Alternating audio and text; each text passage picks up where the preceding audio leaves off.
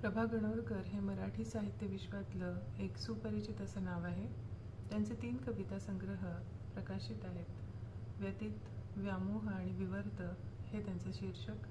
आणि हे 3ही संग्रह एका ठिकाणी समग्र संपादित कविता मुरुमकर यांनी केलेले आहेत. आणि सुंदर देखणं असं हे संकलन झालेलं आहे.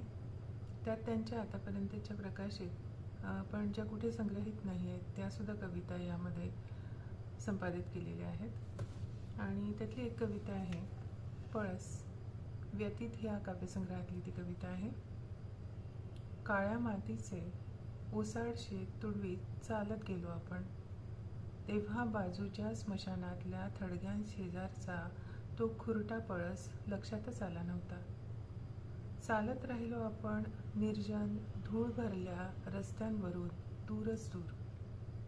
विटांच्या भट्ट्या ते एकटे शिवालय नि उजाड टेकड्या ओलांडीत माझ्या हाती भूतकाळाची राख. पाय दमलेले, डोळ्यात मध्यान्नीच्या सूर्याची भगभग. आता चालवत नाही. कुठेतरी ही रखरख शांतवणारा हिरवा ओलावा हवाय. कुठेतरी या वणवणीला अंत आहे याचा निदान दिलासा तरी.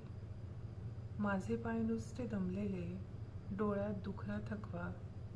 तेव्हा तुझ्या शांत डोळ्यातले निशब्द आश्वासन लक्षातच नव्हते आले. क्वचित उमटणाऱ्या शब्दातून कळत होती आतापर्यंतची तगमग. गारठून टाकणाऱ्या भयान वास्तवात तुलाही एक उजळ उबदार किनारा हवा होता. अजून माझ्या मनात वाजणाऱ्या पावलांची धडधड लक्षातच आली नव्हती. त्याच रस्त्याने तसेच चालत तसेच मूग परतलो. तेव्हा हिरव्या मखमली देठांवर लाल ज्योती तोलून पळस नृत्य मुद्रेत उभा होता. ही होती पळस ही कविता व्यतीत या प्रभा गणोरकर यांच्या काव्यसंग्रहातली.